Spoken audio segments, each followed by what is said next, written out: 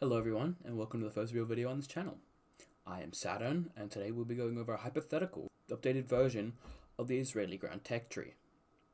This tech tree was made by War Tinder, and all credits go to them. The actual tree will be in the description for you to look at on your own as well.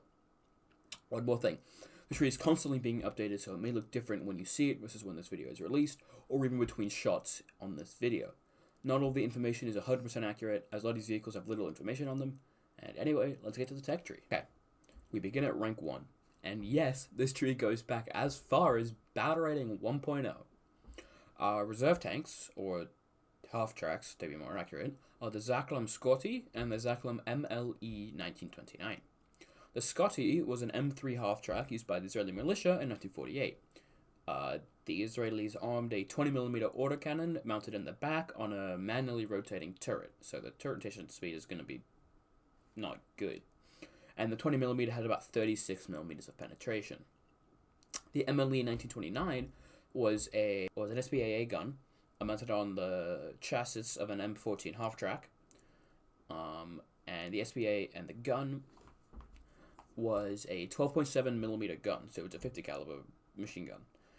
And as you will become accustomed to in this tree, the IDF coined half-tracks Zaklam, and all Zaklams have minimal armor and can be penetrated by 50 caliber machine guns, with barely enough armor to protect from LMGs. The Zaklams also had quite high top speeds, around 70 kph, but they're not very agile due to them being half-tracks. Next is another Zaklam. This one is a tank destroyer, actually. The Zaklam 6-pounder was an M3 half-track with the British 57mm 6-pounder gun mounted in the rear. The Zaklam 6-pounder is the only Israeli tank destroyer in this rank. A 6-pounder had about 120mm penetration, making it one of the best vehicles for this rank for Israel, and it's basically able to penetrate anything it sees. The 6-pounder would go to the top of rank 1 at battle rating 2.0. As the final 1.0 vehicle, the H-39 was a French World War II cavalry tank made by Hotchkiss. Israel bought 10 H-39s from France in 1948, and they served in the 82nd Armored Battalion. The H-39 was armed with the 37mm French SA-38 L-33 gun. The SA-38 had about 50mm of penetration at close range, but it struggled at medium to long ranges to penetrate its opponents. So it'd be pretty good to bring into close-range urban maps, but probably not into longer range ones. The H-39 had about average mobility for the tail, around a 30 to 40 kilometer top speed. And the H-39 would join the Scotty and the MLE at battle rating 1.0. We continue the light tank line into the white M3A1 under the SA-38, same gun as before. The white M3A1 was an Israeli version of the M3 Scout car, and this version actually had combat capability. This armored car sat alongside the H-39 in the 82nd Armored Battalion. For the armor, the M3A1 had basically paper as armor. It could be penetrated by literally anything, including LMGs, I believe. And this armored car would reach battle rating 1.3.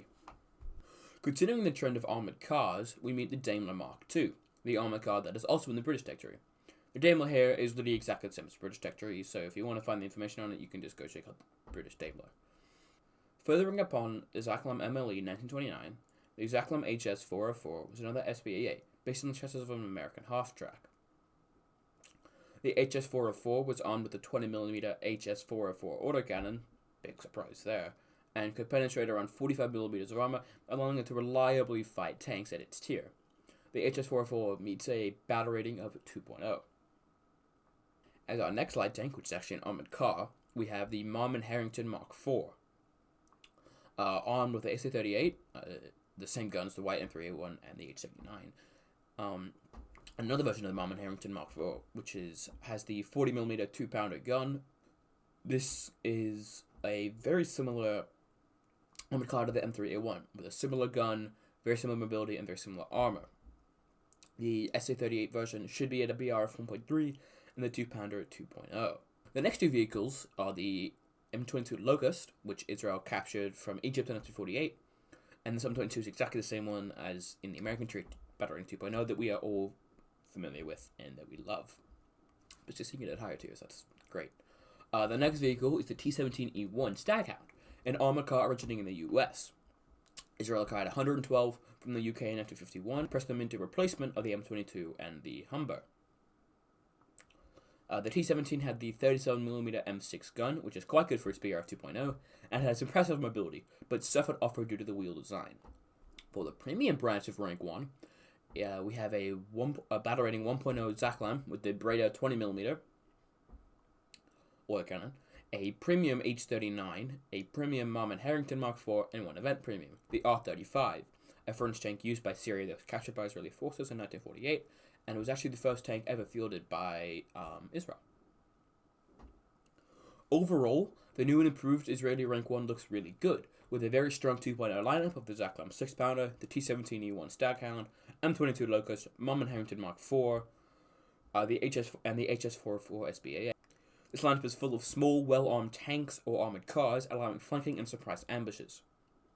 A Zaklam 6-pounder also brings in a bit of firepower and can be used as a good defensive vehicle, holding cap points in the mid to late game. Okay, so that culminates Rank 1, and now we're going to see Rank 2, where we actually begin to see our first Shermans, which Israel used quite a few. So the M22 Locust evolves into the M4, which is the Israeli designation of the American M4-105, seen in the US and French tech trees.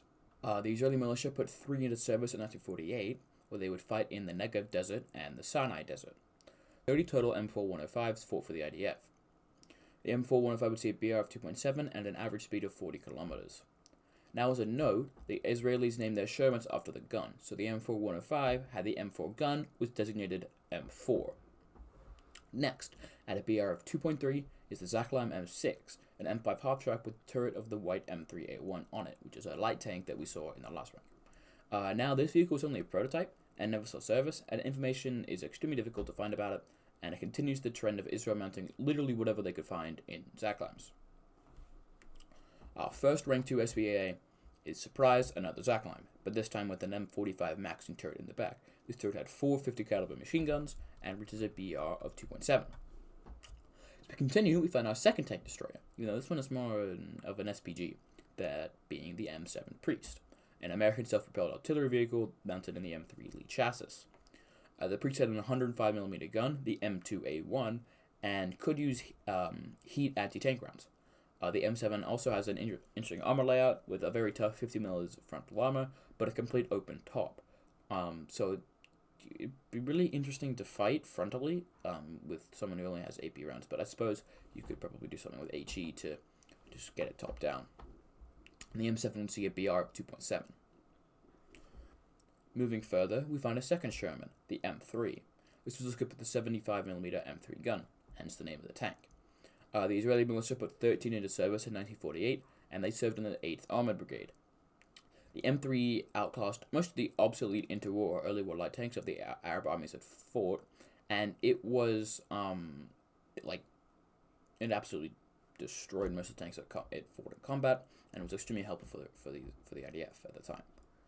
The M3 is effectively a copy-paste M4 from the American tree that has average mobility, a good gun, and excellent armor for the tier. The M3 sees a BR of 3.7. Next are a pair of Cromwells that are accompanied by a very special story. In 1948, Irish tankers Harry MacDonald and Mike Flanagan defected from the British Army and drove their Cromwell 3 and Cromwell 4 to Tel Aviv in June of 48. The Cromwells were in peak condition and saw service alongside several Shermans. One of the Cromwells had the 75mm Mark V gun, and the other one had the 57mm 6-pounder gun, which was seen earlier on one of the Zaklams. Both Cromwells were excellent vehicles, and again outclassed most of the Arab vehicles that it went up against. The Cromwells are also both quite mobile, as is part of British tank doctrine at the time, and had very average armor, so they could outclass most of the things they fought in real life, but maybe not in the game. Cromwells would see BRs of 3.3 and 3.7 respectively, just like their British brothers. To continue rank 2, we see 2 American M10 GMCs, a tank destroyer armed with the 76mm M1 gun. Second M10, though, had a different gun, the French SA-50. This is the same gun that would see service in the M50 Sherman. Beyond the guns, these M10s are the same as the ones in the American, British, and French trees, and the SA-50 goes all the way to BR 4.7, and the base M10 stays at 3.3. That SA-50 gun is really good. To wrap up the second rank, we find the premiums. One is a Sherman imported from Italy that had its defective gun swapped for a Krupp 75mm. This vehicle is worse than most Shermans due to the low velocity of the gun, so it sees a BR of 3.0. The The final vehicle is a BTR 152 with the same M45 AAA turret mentioned earlier. The BTR is actually a squadron vehicle and would accompany the Zaklam M45 at BR 2.7. And there you go. There's rank 2. With a relatively strong lineup at 2.7 and 3.7, this range is no slouch. At 2.7, you can go with the M4, the M7, the Zaklam M45, and you could even up tier the Zaklam M6. As a bit of a stretch, it could be worth it to pull up the Zaklam 6-pounder. The 6-pounder is still an excellent armament at 2.7. At 3.7, however, you have access to the 75mm M3 Sherman, the Cromwell 3, and the option to pulling up the Cromwell 4 and the M10. All in all, the improved Israeli rank 2 is quite strong, but it does see the beginning of the copy-paste and lend-lease vehicles that we will see in this tree, versus the somewhat, sort of, unique light tanks and such that we found in rank 1. Okay, here we go. This is rank 3. It is a very interesting rank for Israel, as we continue to see, and it's the height of the Shermans, with 3 in this tech tree, and 2 premiums during this rank. That's 5 Shermans in rank 3. Okay, so here we go. The rank 2's Sherman M3 evolves into the 2 M50 Shermans, the M50 Continental and the M50 Cummins. Both use the French SA-50 gun with a good 200mm of penetration, but the drawback is they can only use solid shot AP, so no APHE. The frontal armor was 50mm, was quite good at 3.7, but now at a BR 5.0, the frontal armor will be easily penetrated, especially in up tiers when you see things like Tigers and Panthers. The only differences between the 2 M50s are the engines. The Continental version has a weaker engine, topping out at 39 km/h, where the Cummins tops out at 42. But besides that, they're literally exactly the same. Next, we find a PT-76B that was captured by Israeli forces in 1967 during the Six-Day War. PT-76B is equipped with a 76mm gun, hence the name of the tank, PT-76, that can fire a Heat FS that pens 200mm. The PT-76 really has drawbacks in its armor, which is completely useless, and the speed, which there is not. The PT-76 is extremely slow. So the really only thing carrying it to its BR 5.3 is the heat and the gun. So if you've played this PT-76 in both the Russian and Chinese tech trees, it's going to be the same. So there are 3 SBAAs in this rank 3 proposal, and since they all have very similar armaments, I'm just going to merge them into one segment. There are 2 Zaklams and 1 BTR-40. The BTR and one of the Zaklams use 2 20mm HS-44 autocannons, leaving them both at BR 4.3. The BTR is slightly faster than the Zaklam on account of the wheeled chassis, but the Zaklams are superior over rough terrain because they're half-tracks. The final SBAA of this tier is the Zaklam TCM Mark III, with the hull of a Zaklam that we are very accustomed to at this point, and 2 23mm ZU-23 guns. The ZU-23 features about 50mm of penetration, and that is enough to side-shoot a lot of medium tanks at this tier. The Zaklam here reaches a BR 5.0 actually. Moving on is the M50 Tomat, an SPG from the 1960s. This is based on a Sherman chassis and emerged from development by France. It was modified to fit the 155mm Ubizier MLE 1950 and moved the engine to the front of the vehicle. It served in the War of Attrition and Yom Kippur War and was replaced by the L-33 ROM. With a 155mm gun, it could likely overpressure a lot of vehicles at its BR 4.7. Next, we find the M50 Tomat's replacement, the L-33 ROM, mentioned above. It, unlike the Tomat, had a closed top and a different gun, the Sultan 155 M68, indigenously produced in Israel by Sultan Systems. The ROM would be stupid fun with overpressure, and it's also somewhat mobile for an SPG with a top speed of 36 km/h and has an average frontal armor of 50mm because it's based on a Sherman. The ROM meets BR 5.3. For our last tech tree vehicle at this tier, we find the M1, a Sherman used by the IDF that was armed with the American M76mm M1 gun. This is again an average Sherman with fine mobility and at its BR 5.3 unreliable frontal armor. To close the tech tree of rank 3, we find another Zaklam, this time with the 90mm DAFA D921 gun. This was to replace the M3 Zaklam. The IDF converted about 60 of these vehicles and they were used for fire support. The DAFA D921 reaches a BR 6.0. Moving on, we find the premium branch of rank 3, and starting off we meet the Degem Yud, a sort of stunted Sherman that had its hull lowered by 30 centimeters. This, interestingly, was a private venture by 2 IDF officers and only one was built. This was not This was not an officially sanctioned government thing. The Dig M would accompany the M50 at battle rating 5.0. The other one is the Ram V1 TCM-20. The Ram is an SPAA with a 20mm HS-404 guns mentioned earlier. The biggest draw to this vehicle is the 100 km top speed, and the Ram sees BR 4.7. The finish is an event premium, the M50 Hybrid. It's basically the same as the M50 Continental, but the front hull was replaced by that of the M4A1, with the rounded corners. That is quite the conclusion of Rank 3. With strong 5.3 lineups and a so-so 5.0, this rank could actually be quite competitive. 5.3 would probably be the flagship with the M1, the PD76B, the Zaclam TCM Mark III, the Dig M, and the L33 Raw M. There's even the option of up-tiering any of the 3 M50s. Well everyone, I just wanted to thank you for watching. This will be the end of part 1.